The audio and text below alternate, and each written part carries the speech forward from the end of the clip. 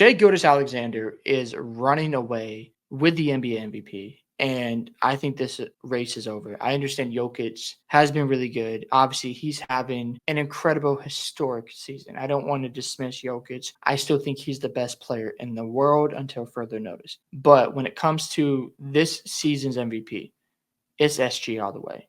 He had his fourth 50-point game last night.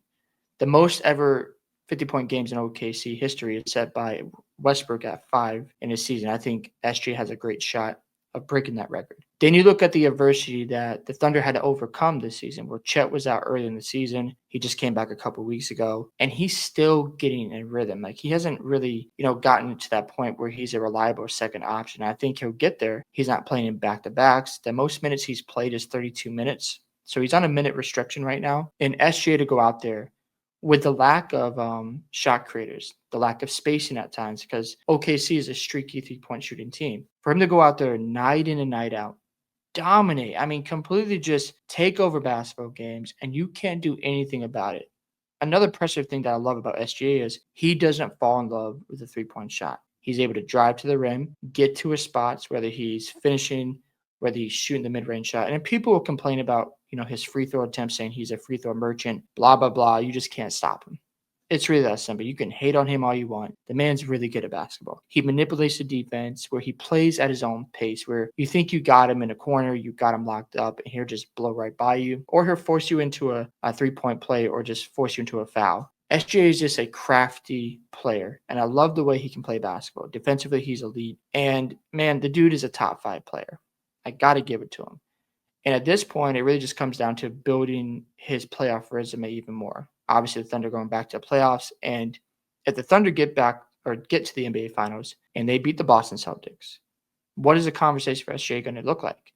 Well, he's definitely top 2 to me at that point. I love Giannis, but it's been a while since he's, won a championship, got to the NBA Finals. I know he's had his injuries, but you got to just pass the baton at some point, and you get a championship. You beat a historic franchise in Boston, who will probably favored in that series, but not by much. Yet if SGA overcomes that team with the firepower that Boston has at their disposal, you just can't dismiss those things. And I think for SGA, the man is just getting better. That's the scary part. Now, just looking at his shooting splits here, especially from 3, the 3-point attempts, they were at 8.3 to start the year.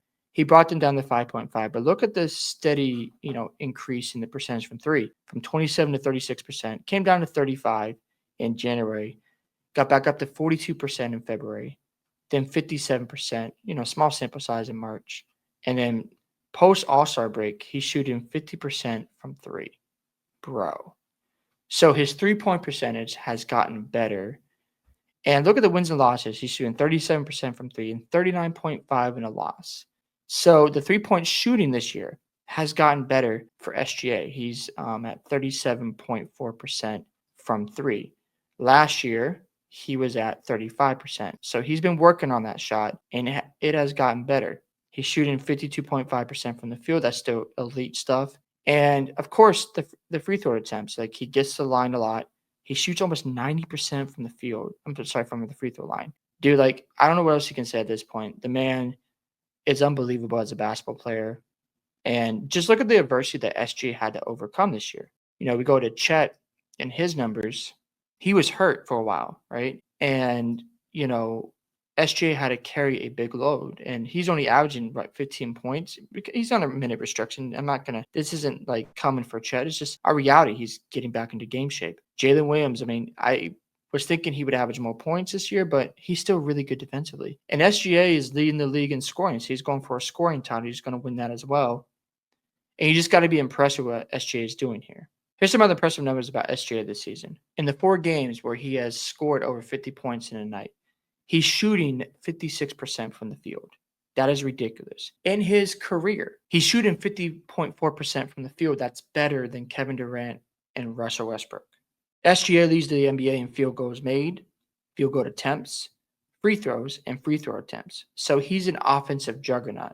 Another thing we have to keep in mind is OKC can be streaky from 3. And we know that teams do rely on the 3-point shot. And for SGA to still dominate on offense without needing the 3-point shot and getting the Thunder to 15-11 is a testament to SGA's dominance and his ability to propel OKC to wins. Last night, he had 51 points. I believe it was 51 against the Rockets. I understand they had some injuries to key players, but to go out there and still ball out and dominate a basketball game like that, where some of your guys might not have it or some guys are not shooting well from three, that just shows you how good this guy is.